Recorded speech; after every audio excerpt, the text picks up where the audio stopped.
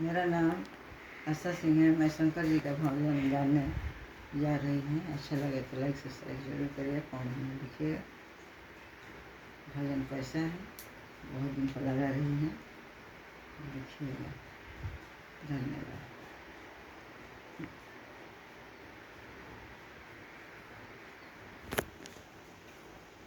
बोलो में भंगिया पर सर गईले डरिया ना कि दैया हो कहाँ गईले भोला भंगिया ना कि दैया रे कहाँ गईलन भोला भंगिया ना।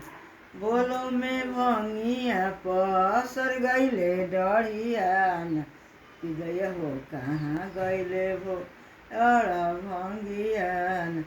खोजता खोजता गईनी बाबा धाम नगरिया ना।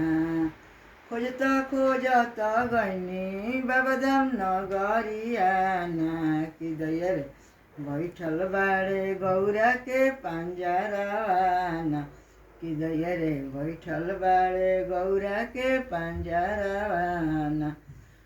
बोलो में भंगिया पसर गईले डरिया ना कि दैया रे कहाँ गईले भोला भंगिया ना कि दैया रे कहाँ गईले भोला भंगिया।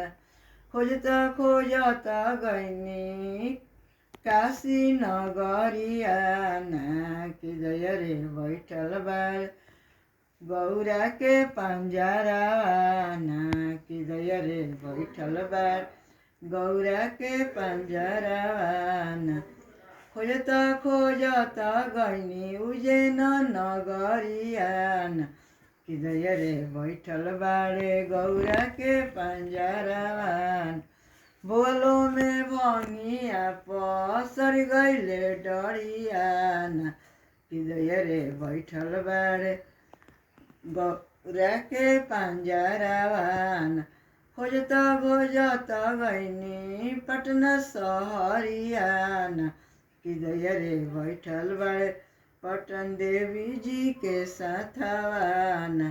बोलो में भंगिया पसर गईले डरिया ना कि दैया रे कहाँ गईलन भोला भंगिया ना कि दैया रे कहाँ गईलन भोला भंगिया ना।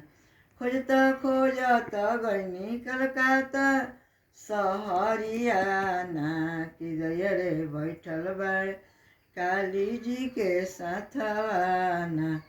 खोजता खोजता गईनी यारा सहरिया ना कि दैया रे बैठल बाड़े आयरन देवी के पंजरवा ना।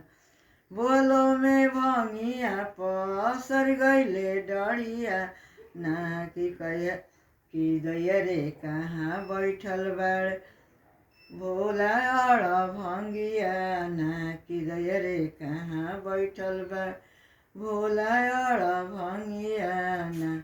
मेरा गीत अच्छा लगा हुआ हो तो कमेंट में लिखिएगा। धन्यवाद।